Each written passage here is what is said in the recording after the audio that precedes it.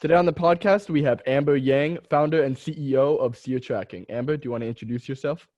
Yeah, thanks for having me. My name's Amber. I founded Seer Tracking a few years ago, and we're working on creating an artificial intelligence-based software that's capable of predicting collisions between space debris and satellites, and ultimately providing collisions avoidance for satellite operating companies. Nice. And so how did you found the company? Can you walk us through that? Yeah, so this actually started out as a passion project that I started my junior year of high school. I lived really near the Kennedy Space Center, and I heard about the space debris problem, about how it posed severe risks to operating assets in space. And I started delving into the problem at the time. AI was super hot, and I wanted to just explore it. So I decided, why not apply AI techniques to this problem? So that began a 2-year-long research project throughout high school. And then when I came into my freshman year in college, I decided to turn it into a startup. Nice. That's very interesting. And so Thank what are the applications for you for SEO tracking? Yeah, so I really see seer tracking software being used by satellite operating companies. I think what I'm most passionate about is that there is a reality that is coming very soon in which our space environment is going to become so crowded that it'll be very hard to launch things into space without them being hit by space debris.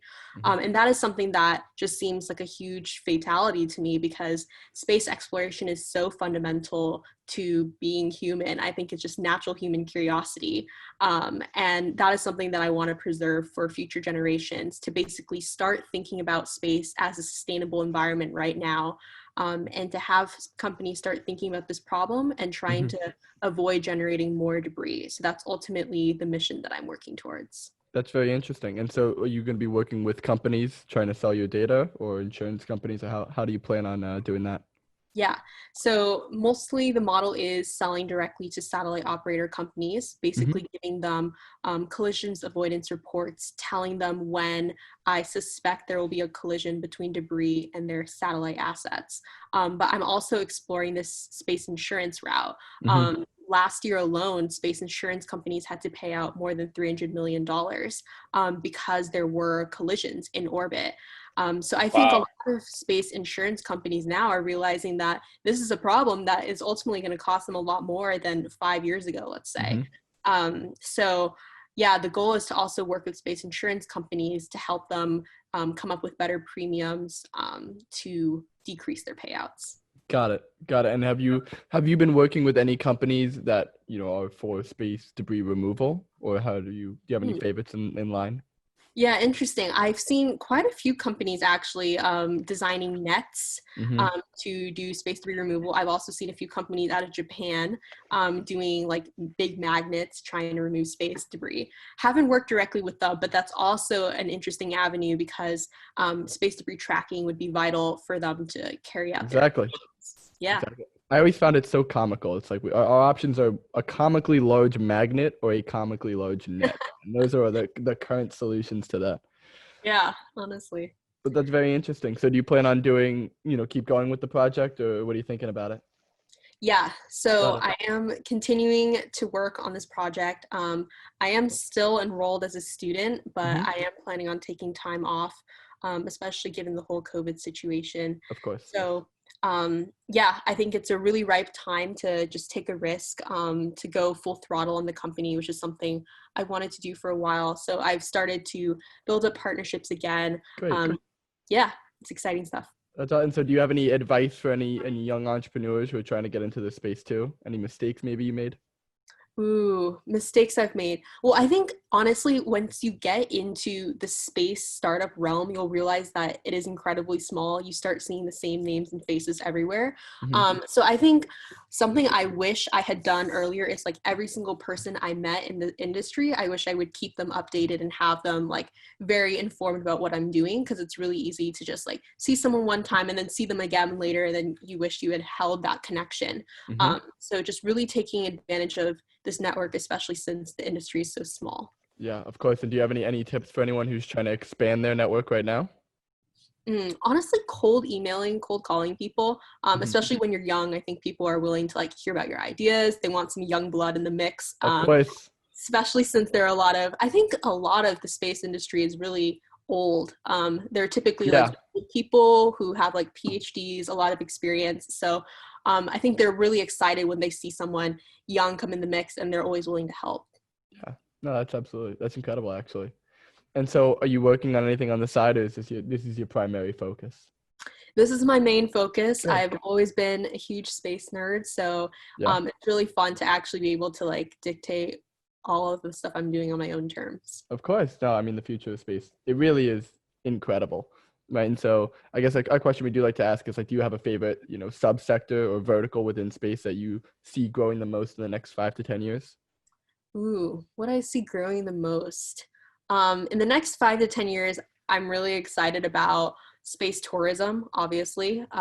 What I'm most excited about, I think, is the Dear Moon project that's launched in conjunction with SpaceX. They're sending, I think, 12 artists into space and having them record their emotional reactions when they see the moon from space. So I think there's a lot of exciting things. I think space also ties into a lot of philosophical concepts. I studied philosophy a bit in school, and definitely read like Carl Sagan's like Pale Blue Dot. All of those things just like really question what it means to be human. So I think I'm really excited just in that intersection between space technology and also like advancing human thought through considering space implications. Wow, you just hit every point that we wanted to hit. That's great. I should have Yeah. made a better introduction where Avery runs a space tourism company. And, Yeah. and then ironically enough, the podcast is called The Overview Effect, for that same Oh, reason. yeah. I mean, I guess we could jump to So, that. You go. well, so I wanted to ask, I don't tell us anything you can't tell us, but I wanted to see if you could tell us a little bit about how your technology works and what sort of AI and machine learning you guys are using, and maybe how you've helped some of the clients or NASA if you've worked with NASA at all. Yeah, so to answer your first question, a little bit about the technology. When I first started out with this project, it was actually basically taking in certain patterns from past orbits of space debris, feeding in that historical data as an input to a neural network, and then having the neural network predict like future delta changes in these patterns. I was looking at things like eccentricity, angular momentum, inclination, trying to basically predict these future points so I could extrapolate a position. The thing with that is that space in general is a very chaotic environment. There are a lot of confounding factors like Earth gravity gradients, solar radiation, solar winds that make Mm-hmm. predictions actually quite inaccurate and very hard to predict. So what I found to be a very good mix in terms of developing my technology has actually been a combination of using artificial intelligence and also classical orbit determination prediction techniques. So my software isn't completely 100% AI based, but there is an AI algorithm associated with it that we then feed into a more traditional algorithm that actually has never been applied to space tracking before. I'm using an algorithm that has mostly been applied to like tracking MRI scan movements. So it's interesting to see all of these like interesting approaches that can be applied to space. That's what I'll say about that. And in terms Wow. of working with other corporations, in my freshman year, I actually worked with MIT Lincoln Labs, which is a big Department of Defense company that is working on the space debris problem, which is very cool. So I have worked a bit with the government, and I haven't specifically worked with NASA. I would say that the government is really hard to work with when you're a small startup. I think a lot of the processes are still pretty antiquated. So that's also something that I'm really interested in exploring to see what is that tie-in between startups working with bigger government organizations, because I think that's ultimately where we'll see a lot of innovation come from. But it's quite hard to if you're especially like a small startup that doesn't really have many ties to the government yet. Mm-hmm. Yeah. Got it. Very cool. Well, I would love to chat with you more with Anthony as well offline about some options for your startup. So there's like Starburst Aero, which is this government-backed accelerator. They don't take any equity. It's $120,000, and they connect you with customers. So the idea of it is they take startups that are solving problems for like these government contractors that are launching satellites and stuff and doing other things, building rockets. And if your technology is something that their committee thinks could be sort of a product, a product for them as customers, then they would consider you for the accelerator. So happy to introduce you to them. And so you said you're taking some time off from Stanford due to the coronavirus. Is that right? Because everything's online. Yeah, that's the plan right now. Nice. Interesting. Yeah, I think that's a good idea because I don't think Stanford will be as fun or as useful if you're not like at the campus, right? Yeah, definitely. And I think for the past few years, I've been toying around with the idea of dropping out. It was actually like when I first enrolled at Stanford my freshman year, like 2 months in, I'm like, okay, I'm going to drop out. But I never actually Oh, wow.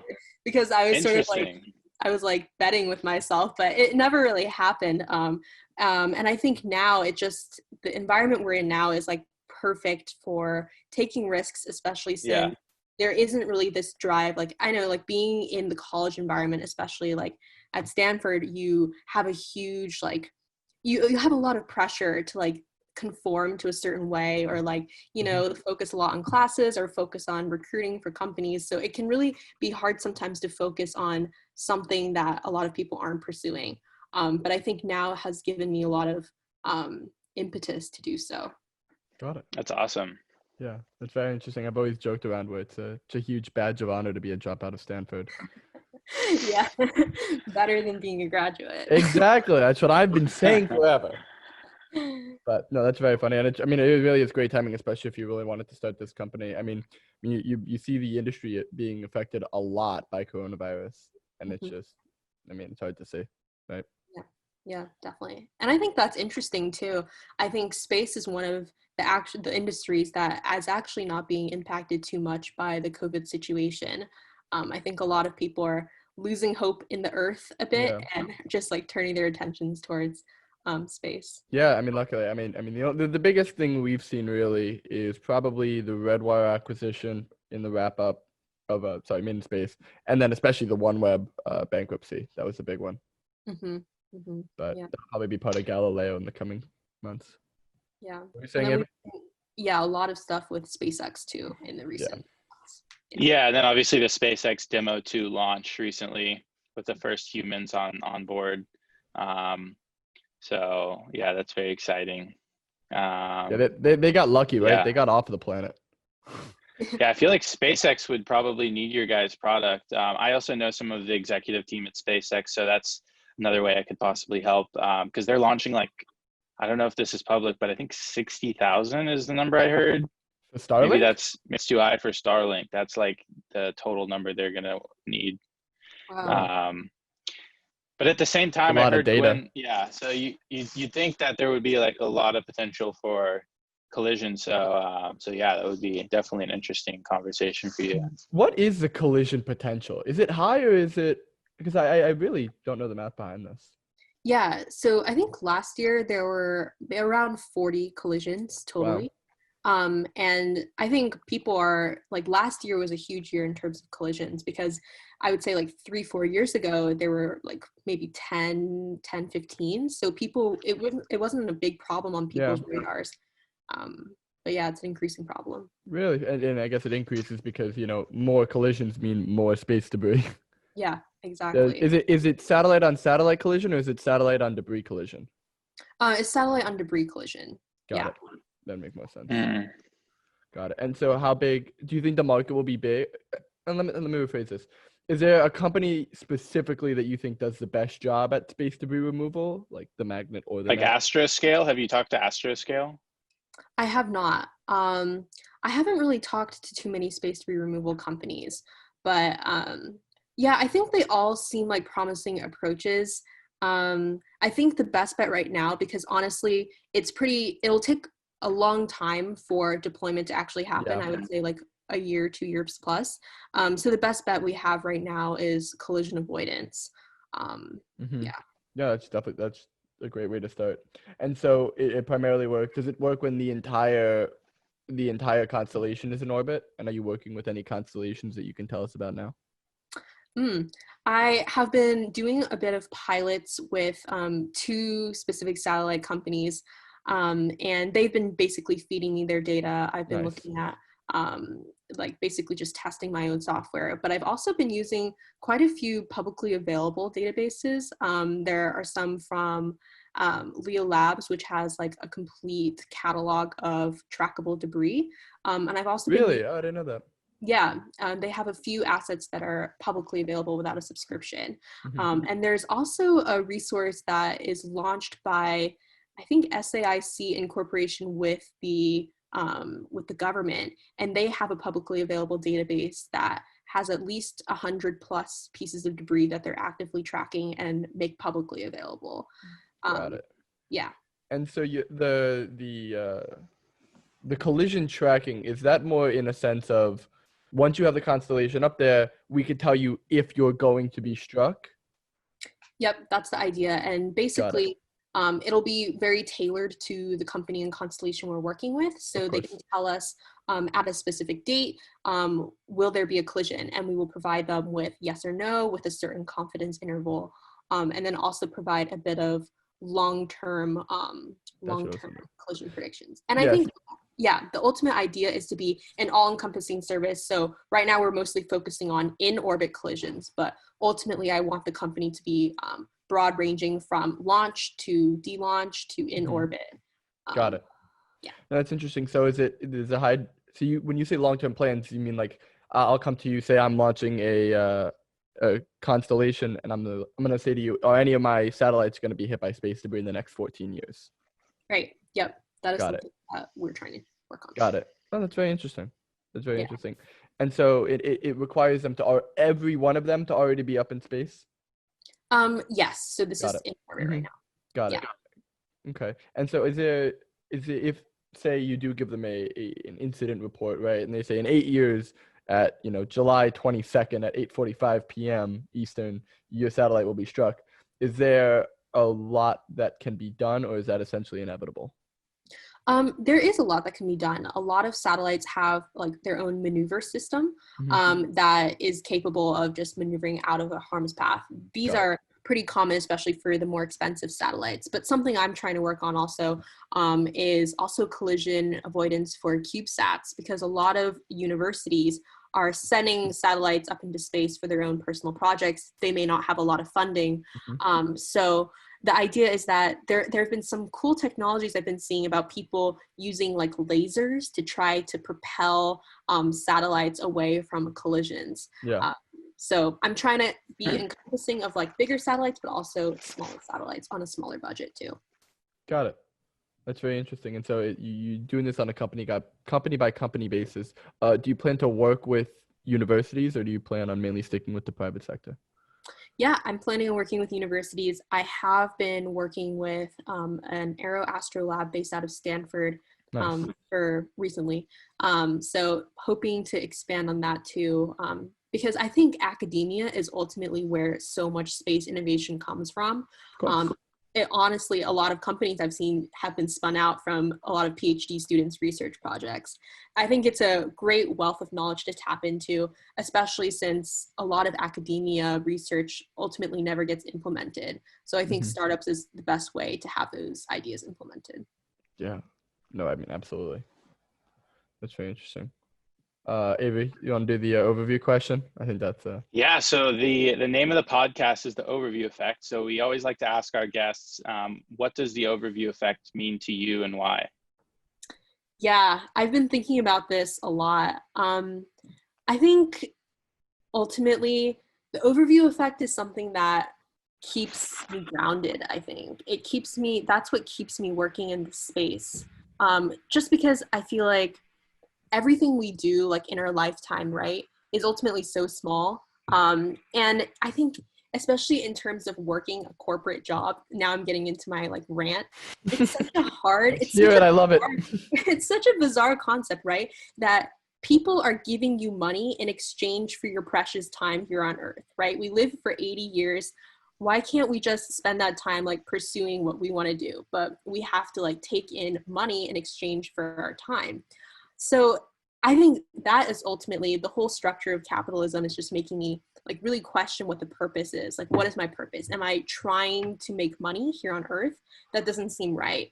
But that's why I love the concept of space so much, because it ultimately tells you that money, all these material matters, they are ultimately human constructs. But things like space, things like times, that's all something that is not a human construct. It's like a philosophical construct that is ultimately what gives you meaning and importance in life. So I think like knowing me, if one day I were a space tourist and I like see the Earth from above, the pale blue dot, like I think that effect would have me seriously reconsider what I'm doing here on Earth, trying to take every moment in as like something that I truly think as true to myself.